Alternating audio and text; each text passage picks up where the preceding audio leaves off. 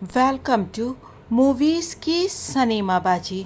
हम बात कर रहे हैं हेमा मालिनी जी के विषय में और हेमा मालिनी जी की जीवन यात्रा को हम जान और समझ रहे हैं।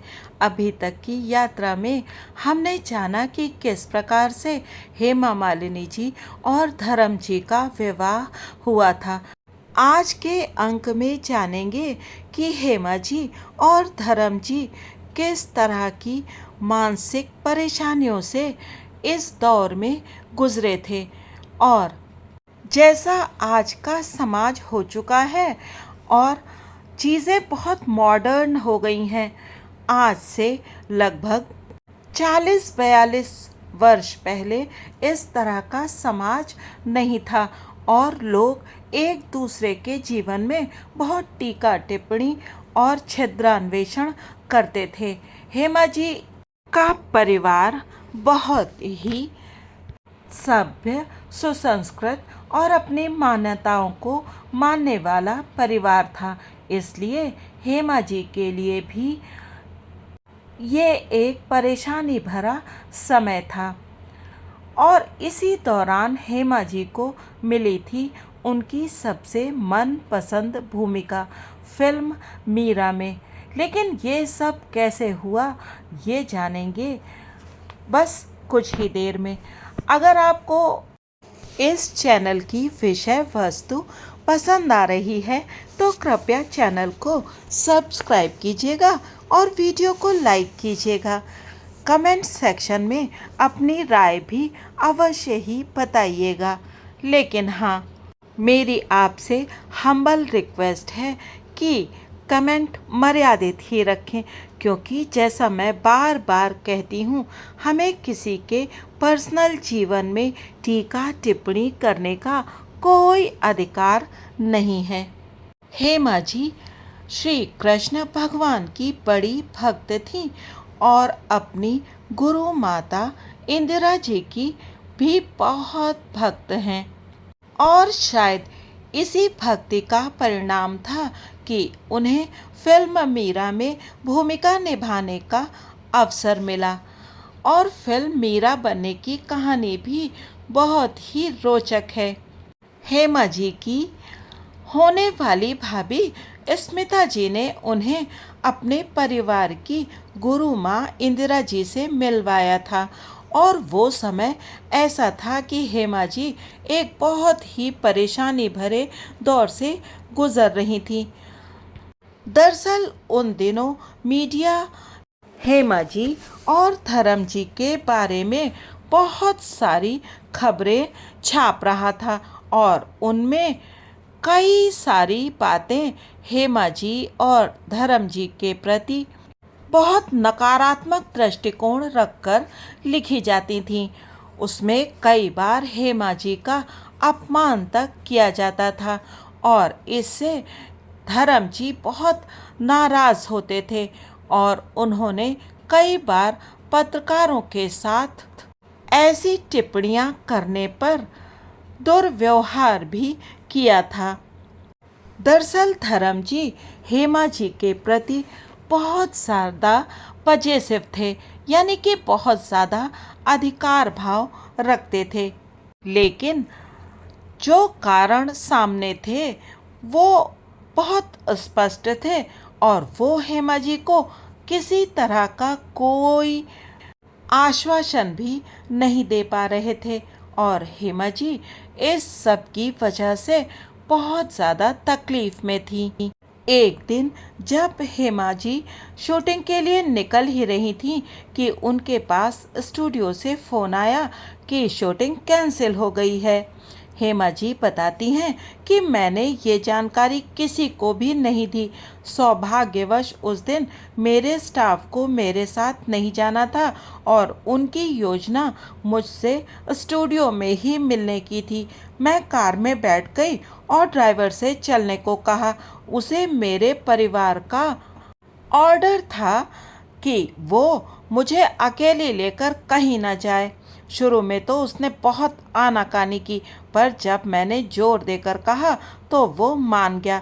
जब हम चेंबूर के पास पहुँचे तो मैंने उसे पुणे ले चलने को कहा। वो तो स्तब्ध हो गया, पर उसने मेरा विरोध नहीं किया। मैं अपने इस हिम्मत वाले साहसिक कार्य पर खुद भी अचंभित हो रही थी, पर कुछ ऐसा था जो मुझे खींचे लिए जा रहा था। पुणे में हेमा जी सीधे इंदिरा माजी के आश्रम में जा पहुंची। आश्रम के भक्तजन उन्हें देखकर आश्चर्यचकित थे, क्योंकि उनके आने की कोई पहले से सूचना आश्रम में नहीं थी। वो हेमा को तब तक अंदर जाने नहीं दे सकते थे जब तक कि वो माँ से इंटरकॉम पर ये मालूम ना कर लें कि क्या वो हेमा जी का इंतज़ार कर रही थी। माँ ने उनसे हेमा जी को अंदर ले आने के लिए कहा। हेमा जी बताती हैं, जब मैं कमरे के अंदर पहुंची तो माँ अपने शिष्यों को प्रवचन दे रही थीं। वे मुस्कुराईं और मुझे अपनी बगल में बैठने का इशारा किया। मैंने प्रवचन में भाग लिया और उसके समाप्त हो जाने के बाद भी वहीं बैठी रही। मुझे याद नहीं है कि हमने क्या बातें की, पर मैंने पूरा दिन उनके साथ ही बिताया। हमने साथ में ही दिन का खाना खाया और बाद में आश्रम में ही रेस्ट भी किया। उन्होंने मुझसे किसी प्रकार का कोई सवाल नहीं पूछा। मैं उनके पास होने मात्र से ही बहुत अच्छा अनुभव कर रही थी। ये हेमा जी के जीवन का एक ऐसा पहलू है जो बहुत कम लोग जानते हैं। उस समय तक हेमा जी की फैमिली में भी ये पता चल चुका था कि उनकी शूटिंग कैंसिल हो गई है। परिवार वालों ने सभी फ्रेंड्स और फैमिलीज़ को फ़ोन किया जहां उनके जाने की संभावना हो सकती थी। घबराहट में उन्होंने धर्म जी को भी फ़ोन किया, पर उन्हें भी पता नहीं था कि हेमा कहाँ गई हैं। अंततः जया जी को ही माँ इंदिरा जी के पुणे स्थित आश्रम में संपर्क करने की याद आई। माँ ने जया जी से कहा कि वो अपनी बेटी के लिए परेशान ना हो, क्योंकि वो पूरी तरह सुरक्षित हैं और उनके पास ही हैं। उन्होंने ये भी कहा कि हेमा जी अब आश्रम में ही शांति प्रवास करके सुबह ही मुंबई लौटेंगी। हेमा जी ने बताया कि उन्होंने इसमें यह भी जोड़ दिया कि जब मैं वापस लौटूं तो कोई मुझसे किसी तरह का कोई सवाल ना पूछे, और बदलाव के तौर पर किसी ने मुझसे कुछ पूछा भी नहीं। हेमा जी जब ये बता रही थी तो मुस्कुरा रही थी, और इस इंसिडेंट के बाद हेमा जी को जब भी कुछ भी परेशान करता तो वो माँ इंदिरा जी की शरण में चली जाती। हेमा जी कहती हैं, आश्चर्यजनक रूप से मैं उनके प्रति उनकी आध्यात्मिकता के कारण आकर्षित नहीं थी। ये ज्ञान मुझे बहुत बाद में हुआ। उस समय मेरे लिए यही बात मायने रखती थी कि उनकी प्रेजेंस से मुझे शांति का अनुभव होता था। बेहद शांत और सहज रूप से माँ ने हेमा जी को आध्यात्मिकता के राह पर चलना सिखा दिया था। वो मुझसे जीवन और कर्म के बारे में बातें किया करती थी। वो मुझे बहुत सी कहानियाँ सुनाती थी उनकी निष्ठा और त्याग की।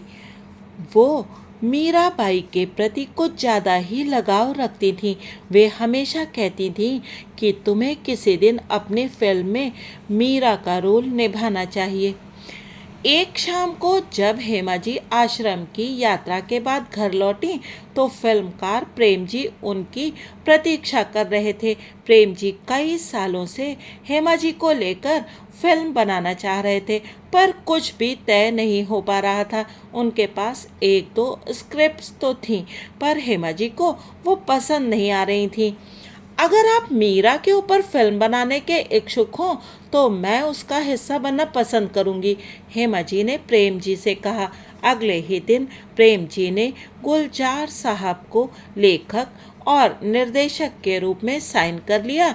पर मुहूर्त वाले दिन से ही मीरा फिल्म को परेशानियों का सामना करना पड़ा। सबसे पहले लता जी ने फिल्म में काम करने से मना कर दिया, क्योंकि उन्होंने मीराबाई के भजनों वाला एक एल्बम उसी समय तैयार कराया था और वो अपने आप को दोहराना नहीं चाहती थी। उसके बाद म्यूजिक डायरेक्टर लक्ष्मीकांत प्यारेलाल जी भी पीछे हट गए, क्योंकि वे लता जी के बगैर काम करना नहीं चाहते थे। इन सब से निराश हुए बिना गुलजार साहब ने पंडित रविशंकर जी को संगीत के लिए और वाणी जयराम जी को प्लेबैक सिंगिंग के लिए साइन कर लिया। हालांकि हेमा जी लता जी को ही अपने इस रोल के लिए भी चाहती थी, क्योंकि फिल्म सपनों का सौदागर के बाद हेमा जी के सभी गानों में लता जी ने ही अपनी आवाज़ दी थी और हेमा जी मानती थी कि लता जी के अलौकिक पार्श्व गायन के बिना उनके प्रदर्शन में वो बात नहीं रहती। उन्होंने निजी तौर पर लता जी से फिल्म में गाना गाने को कहा, पर लता जी अपनी बात पर डटी रहीं। मुझे ये स्वीकार करने में कोई भय नहीं कि मैं मनोवैज्ञानिक रूप से लता जी की आवाज़ पर डिपेंड थी। ये सत्य है कि मेरे फिल्मकारों ने अलग अलग फिल्मों में मेरे लिए विभिन्न पात्रों की रचना की, परंतु लता जी ने उन भूमिकाओं में अपनी आवाज़ के माध्यम से जान डाली थी। मैं उनके सुमधुर गानों के बिना अपने प्रदर्शन की कल्पना भी नहीं कर सकती। हेमा जी ने ये बताया था। वो बताती हैं, मीरा फिल्म के लिए ड्रेस डिज़ाइनिंग का काम भानु अथैया जी पर था। वो बताती हैं कि उनको अपने कार्य के प्रति समर्पण की भावना से काम करते देखना बहुत ही सुखद अनुभव था। वो हर ड्रेस को चूज़ करने के लिए और उसको सही तरीके से बनाने के लिए घंटों का समय लगाती थीं। किसी बाहर वाले के लिए इस फिल्म के ड्रेसेस एक राजकुमारी और एक संत के कपड़ों के बीच के स्पष्ट भेद तक ही सीमित हैं, परंतु भानु अथैया जी के साथ काम करते हुए उन पर काफ़ी नज़दीक से नज़र रखने वाली हेमा जी ही ये बता सकती हैं कि कैसे वो किसी कैरेक्टर की विविध मनोदशाओं यानी कि मेंटल स्टेट और कैरेक्टर को डेवलप करने में सही रंग और कपड़ों से मेल कराने का हुनर रखती थीं। हेमा जी बताती हैं कि कई बार वो पीले रंग के शेड की साड़ी के लिए बहुत बार डायरेक्टर के साथ बहस करती थी। उस समय हम सोचते थे कि वो कुछ ज़्यादा ही पक्की हैं, पर आज मैं समझ सकती हूँ कि कैसे उन्होंने रंगों के इन्हीं थोड़े से अलग अलग शेड्स के माध्यम से उस कैरेक्टर की पूरी जीवन यात्रा का चित्रण किया था। हेमा जी याद करती हैं, उस फिल्म में मेरा चरित्र एक चटकदार रंगों से सजी शर्मीली दुल्हन के साथ शुरू होता है और धीरे धीरे मैं सादगी वाले रंगों को पहनती हुई केसरिया वस्त्रों में राजमहल छोड़ देती हूँ। इस केसरिया साड़ी का रंग भी गहरे पीले, हल्के पीले, और जब मैं पूरी तरीके से भगवान श्री कृष्ण को समर्पित हो जाती हूँ, मटमैले रंग में बदल जाता है। आजकल के सितारों की तरह हम अपने डिज़ाइनरों को वही ड्रेसेस चुनने को नहीं कह सकते थे जो हम पर फबता है। मीरा फिल्म में मेरे द्वारा पहनी गई तुलसी की माला का आकार और लंबाई भी डिज़ाइनर द्वारा ही तय किए गए थे। तभी मैं कहती हूँ कि मेरे द्वारा निभाए गए पात्रों में मेरे डायरेक्टर्स का उतना ही योगदान है जितना कि मेरे ड्रेस डिजाइनर्स का है। मीरा फिल्म की शूटिंग तो शुरू हो गई थी, पर प्रेम जी को अभी तक इसके लिए कोई हीरो नहीं मिल पाया था। कोई भी बड़ा एक्टर राणा साहब की भूमिका नहीं करना चाहता था, क्योंकि इतिहास में उनके करैक्टर को एक कमज़ोर पुरुष के रूप में चित्रित किया गया था। अंत में विनोद खन्ना जी, जिन्हें गुलजार साहब ने अपनी फिल्म मेरे अपने में पहला मौका दिया था, इस भूमिका को निभाने के लिए राजी हो गए। और भी बहुत सारी परेशानियां थी। इस फिल्म की विषय वस्तु और कलाकारों की वजह से इस फिल्म में होने वाला खर्चा बहुत ज़्यादा हो गया था और प्रेम जी को लगता था कि वो हेमा जी को मिलने वाले भारी भरकम मेहनताने का खर्च नहीं उठा पाएंगे। वो हेमा जी को अपना मेहनताना कम करने को नहीं कह सकते थे। अंत में उन्होंने एक ऐसी टेक्निक निकाली जिसमें उन्होंने हेमा जी को रोज भुगतान करने का निश्चय किया। प्रतिदिन शूटिंग खत्म होने के बाद वो हेमा जी को एक लिफाफा पकड़ा देते थे, जिसे हेमा जी बिना खोले अलमारी में रख देती। हेमा जी कहती हैं, मैं उस फिल्म में काम करने के लिए भगवान श्री कृष्ण के प्रति अपनी श्रद्धा और गुरु माँ के प्रति प्यार के कारण तैयार हुई थी। इस फिल्म से मुझे जो कुछ भी पैसे मिले उसे मैंने आशीर्वाद समझकर रख लिया और आज तक खर्च नहीं किया। हेमा जी आज भी मानती हैं कि फिल्म मीरा में ये करैक्टर निभाने का अवसर उन्हें अपनी गुरु माँ के आशीर्वाद के परिणाम स्वरूप ही मिला है। ये काफ़ी आश्चर्यजनक है कि कैसे कुछ लोग आपके जीवन पर इतना प्रभाव डालते हैं। गुरु माँ मुझे उस घने पेड़ की याद दिलाती थी जिसकी छाया में यात्री विश्राम करते हैं। मुझे तो उनका चेहरा देखते और उनकी आवाज़ सुनते ही अपनी सारी चिंताएं खत्म होती लगती थीं। शायद यही आरोग्य की शक्ति है। मीरा फिल्म सन 1979 में रिलीज़ हुई और वो बॉक्स ऑफिस पर कुछ खास सफल नहीं हुई। लेखक निर्देशक गुलजार साहब कहते हैं, ये फिल्म मीराबाई संत जी के बारे में नहीं थी, ये फिल्म थी मीरा के बारे में, और दर्शक शायद इसी बात को समझ नहीं पाए। मीरा यानी कि एक स्त्री और उसका भगवान श्री कृष्ण के प्रति प्रेम। ना तो फिल्म के निर्माता प्रेम जी और ना ही हेमा जी को इस फिल्म के निराशाजनक प्रदर्शन पर कभी कोई अफसोस हुआ। हेमा जी गुलजार साहब को यह कहते हुए याद करती हैं कि वो हेमा जी को इस फिल्म को अपने बच्चों और पोते पोतियों के साथ देखते हुए गर्व का अनुभव करेंगी।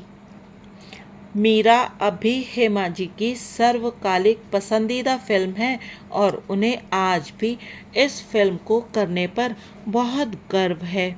वो बताती हैं, इस फिल्म के वो सभी क्षण और सीन्स मुझे बहुत पसंद हैं जिनमें मैं अपने गुरु के साथ बहस कर रही होती हूँ। ये वार्तालाप और डायलॉग्स के द्वारा दिया जाने वाला सामाजिक संदेश बहुत ही पावरफुल है, पर इस फिल्म का सबसे नाटकीय दृश्य इसके क्लाइमैक्स में आता है, जब जंजीरों से बंधी मीराबाई को राज दरबार में पेश किया जाता है। जब वो दरबार में आती हैं तो उनकी विशाल काय छाया गुरु के ऊपर पड़ती है और वो भयभीत हो उठते हैं। ये फिल्म के निर्देशक द्वारा फिल्माया गया अत्यंत ही उच्च कोटि का सिनेमैटिक शॉट था। वो जोर देकर कहती हैं, ये फिल्म विनोद खन्ना जी के साथ उनकी जोड़ी की शुरुआत वाली फिल्म थी और इसी के साथ शम्मी कपूर जी, जिन्होंने रमेश सिप्पी जी की फिल्म अंदाज में हेमा जी के साथ हीरो की भूमिका निभाई थी, के साथ उनकी जोड़ी का भी अंत हो गया। मीरा में शम्मी कपूर जी ने मीराबाई जी के पिता यानी कि हेमा जी के पिता की राणा राठौर के रूप में भूमिका निभाई थी। यदि आपने फिल्म मीरा देखी है तो आप खुद समझ सकते हैं कि इस फिल्म में हेमा जी ने कितनी शानदार एक्टिंग की है और ये फिल्म है भी बेहद खूबसूरत। मेरी तो पसंदीदा फिल्मों में से ये एक फिल्म है और मैं जब तब इस फिल्म को YouTube पर देखती रहती हूँ। आपको भी YouTube पर ये फिल्म बड़ी आसानी से मिल जाएगी। यदि आपने अभी तक इस फिल्म को नहीं देखा है तो अवश्य ही आप इस फिल्म को देखें। और इस फिल्म की शूटिंग के साथ साथ एक और फिल्म की शूटिंग कर रही थी हेमा जी। वो फिल्म थी कमाल अमरोही साहब की रजिया सुल्तान। और इस फिल्म के लिए हेमा जी ने बहुत सारे कठिन दृश्यों की शूटिंग की थी। लेकिन इन दोनों फिल्मों की शूटिंग के दौरान एक और बहुत ही खास बात थी जो कि हेमा जी के साथ जुड़ी हुई थी। वो बात क्या थी और उसने कैसे हेमा जी का जीवन बिल्कुल परिवर्तित कर दिया, ये सब जानेंगे इसी श्रृंखला के अगले अंक में। अगले अंक में हम फिल्म रजिया सुल्तान के बारे में भी बात करेंगे। रजिया सुल्तान भी बहुत ही खूबसूरत फिल्म थी, लेकिन वो भी बॉक्स ऑफिस पर बहुत ज़्यादा सफल नहीं हुई थी। उस फिल्म के गाने भी बहुत ही मधुर थे और कुछ अलग हटकर थे। लेकिन शायद तब के दर्शकों को इस तरह के गाने और ये फिल्मी प्रयोग खास पसंद नहीं आया था। हालांकि फिल्म के सेट बेहद शानदार थे और जैसा कि कमाल साहब अपनी फिल्मों की भव्यता के लिए जाने जाते हैं, वैसा ही उन्होंने फिल्म रजिया सुल्तान में भी किया था। आप सुनते रहिएगा और देखते रहिएगा इस श्रृंखला को। साथ बने रहने के लिए और वीडियोस को पसंद करने के लिए आप सभी का बहुत बहुत धन्यवाद।